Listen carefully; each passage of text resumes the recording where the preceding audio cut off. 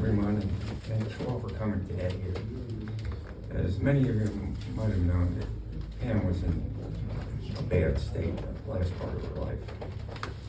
She had bad back problems that eventually took her mobility away, and Alzheimer's and dementia. She was starting to lose her memory and her life. But what we'd like to do is remember her as she was, the sweet, kind, and loving lady that we all knew. She was probably one of the more outgoing people that I ever knew. She bonded well with people, and particularly people from different ethnic backgrounds, religions, races. And she had the ability to make people feel comfortable even in any type of circumstances. And these were the qualities that attracted me to her in the first place. We were married in June of 1980 in Hamlet, Pennsylvania. And we're married for 45 years. 45 wonderful years. Most things were great most of the time. Nothing's great all the time. I was going to spend a lot of time here talking about what Pam had done in her life and all that, but I'm not going to be able to stand here and do that now. So my remarks here will be kind of brief. A lot of Pam's life was spent in service. Okay? Military service, particularly to start with. Her father was in the Army, career Army. She was in the Navy, active duty Navy. She was in the Reserve Navy. And then she was married to me.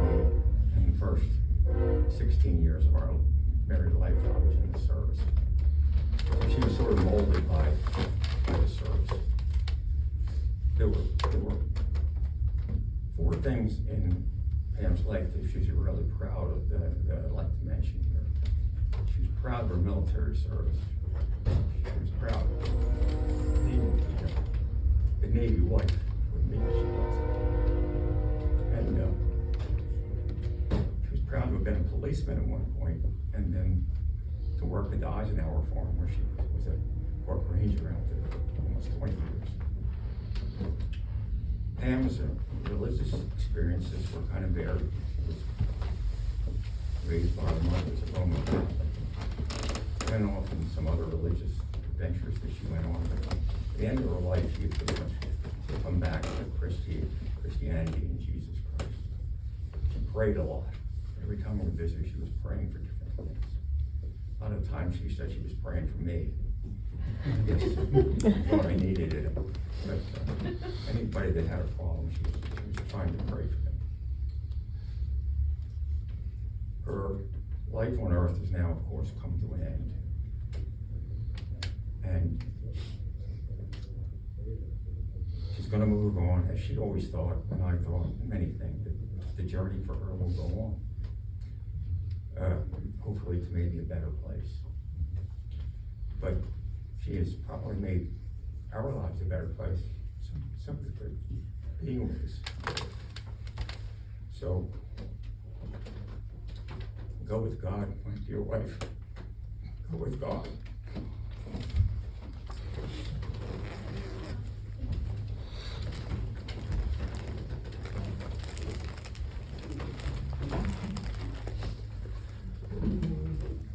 Thank you so much for coming. I don't know where to put this. I'm Brian. I was Pam's brother.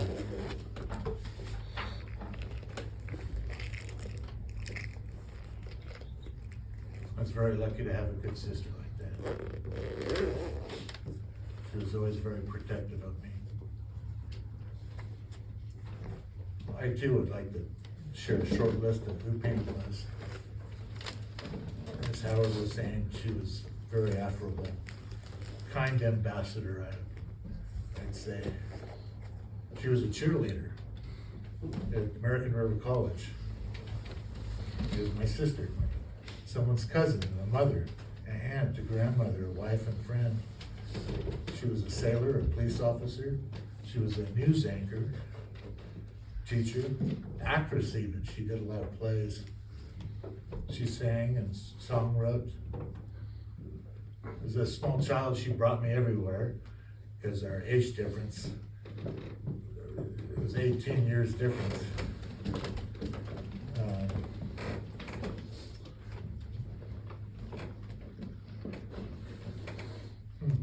I wrote down a couple of things. I won't go on too long, but this is kind of funny. I said she was a cheerleader, and she used to dress me up as a toddler in an American River college sweater, and I'd dance out in front of the cheerleaders. I don't remember it, but this is the torture she put me through. So. I don't quite recall that, but apparently I had a pretty good time during the football games. She was the first woman to graduate out of the UC Davis Police Academy. And as she learned what she was doing there, physical takedowns and stuff like that in karate, she would come home and I was always eager to be practiced on. So she would toss me around a little bit. And I learned a couple moves too. Some karate holds and stuff like that.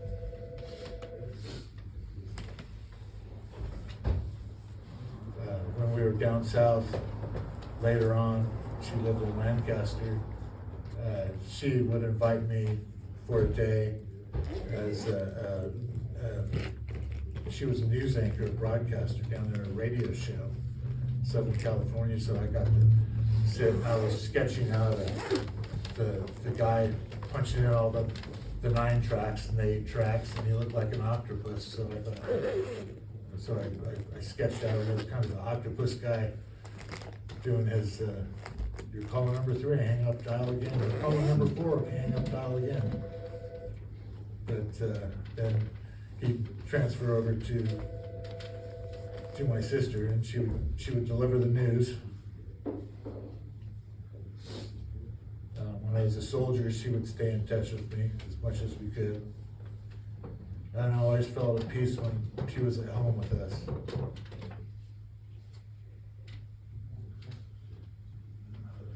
Yeah, I wrote some stuff here I'm not going to say. I think I'll just keep that one to myself, but as things grew near the end,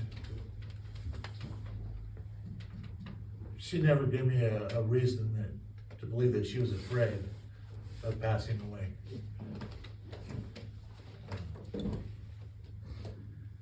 She had the peace that some of us have, and I hope that you have. I think that she'd like me to share this with you. God says in John 14, I'm not going to read the whole chapter, don't worry. And he says this twice.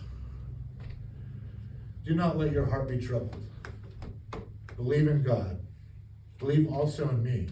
In my Father's house I have many rooms, and I'm going there to prepare a place for you. And if I go and prepare a place for you, I will come back and take you to be with me, that you may also be where I am.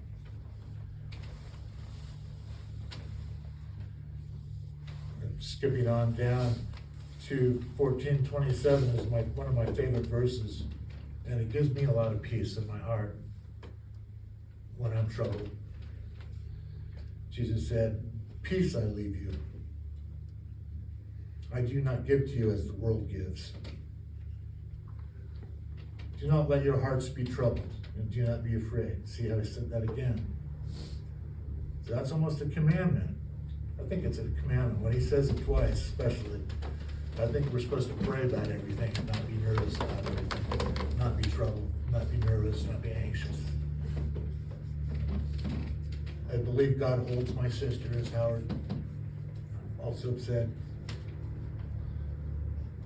My sister in his arms. I believe she's at peace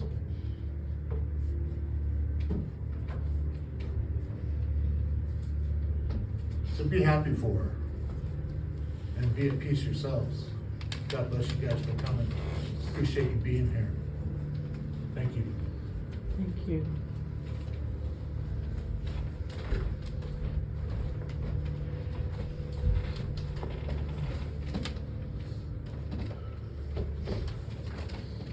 Bear with me.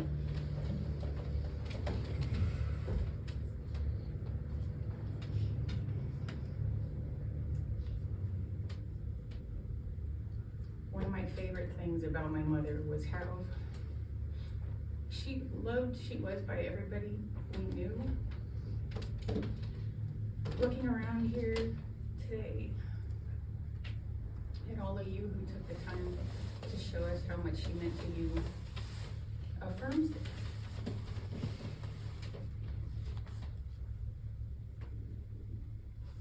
She believed in everybody.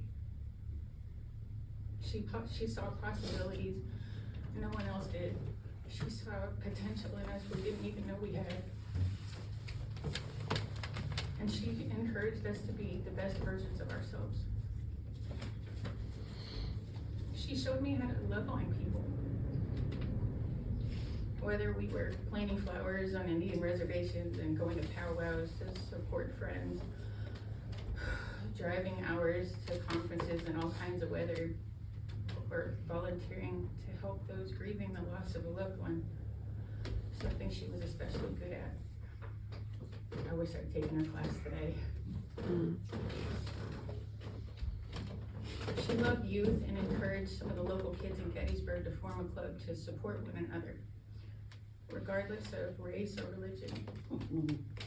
She took a few of us to the Million Man March in DC on a very hot day. When I complained, she explained that it was important to show that we should always stand up for the rights of others. Sometimes people can be so consumed by their causes that they neglect what's happening under their own roof. This was not the case with Pam. She was always available to me.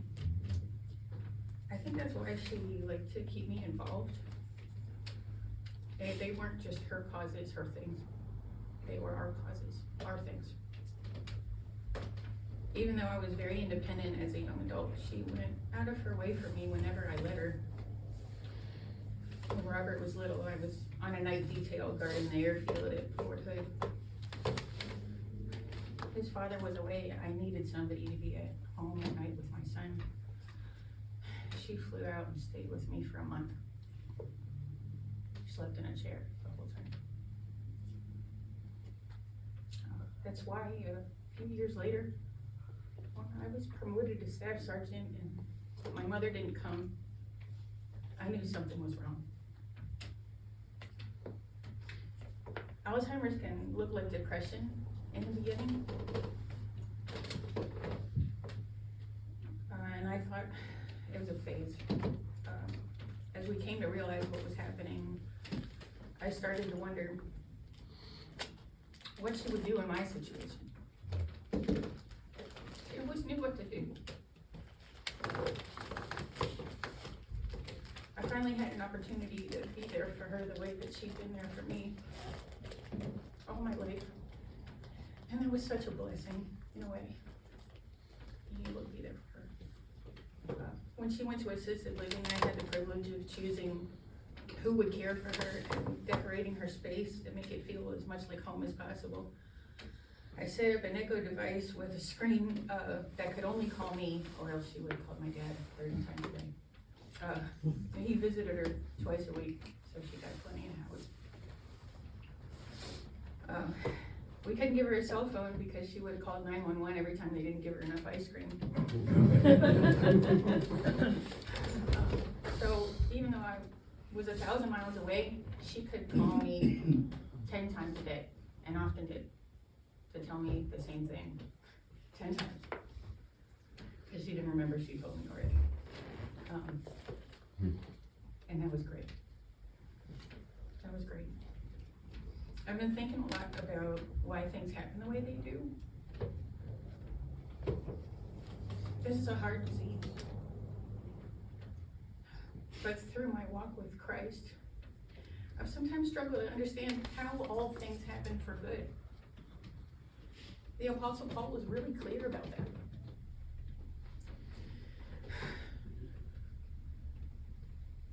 that. Many of you may know, we lost my brother a few weeks before my mom passed, suddenly last month, of a late stage cancer, undetected. Because my mother's condition, because of that condition, she never had to endure the pain of knowing what happened to her son. And that's providence. She barely knew who anyone was. And then 2 weeks later, she passed herself in no pain, and she didn't suffer. Having faith, the true consolations of it, they're not rosy and cozy, but comforting in the true meaning of that word. Comfort with strength. Strength to go on living and to trust that whatever Pam needs, or anyone who we love who's died needs, is being taken care of by that love which began it all.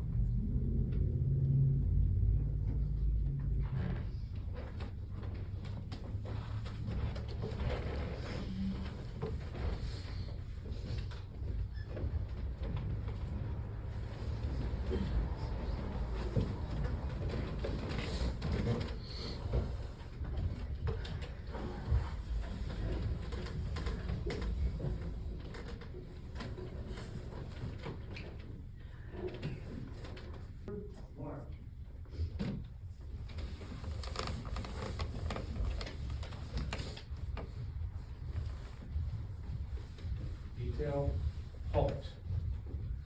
Left face. Present arms. Order arms. About face. Retrieve the colors.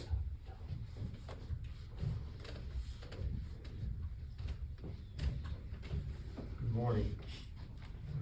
We are gathered here today to pay tribute to one who has answered the final call to serve both God and her country. May she rest safely in the arms of the Almighty, along with the souls of our other comrades who have gone before us and now lie in wait for your final call of reveille, when all will arise to come, kneel at your feet and pay you homage. Almighty God, our Father and Supreme Commander of us all. Amen.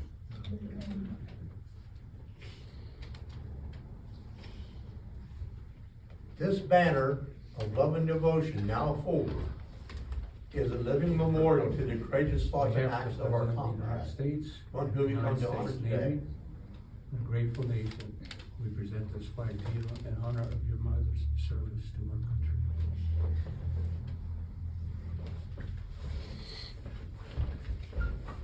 The blue field represents the sky that overlooks our land and denotes God's ever watchful with us. The red stripes tell us of the blood, sweat, and tears that has been offered and conquered by our comrades' devotion to the freedom of his country. The white stripes boldly proclaim the peace that should brave to our future generations. This is her flag. This is our spiritual heritage. Please accept it with the tears of our minds and the faith of our hearts.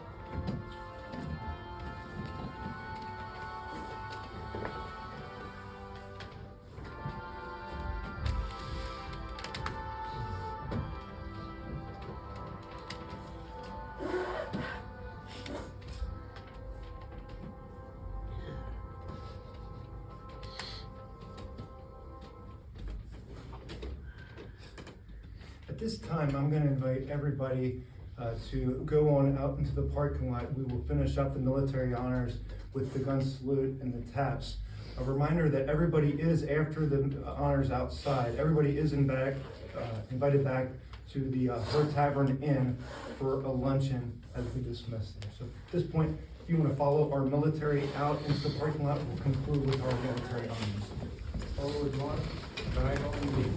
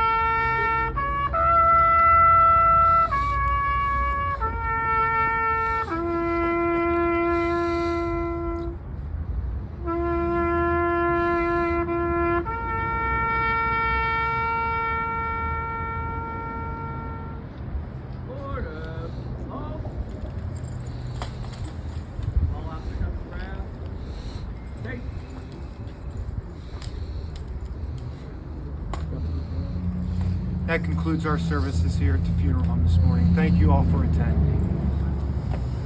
Thank you. Thank you.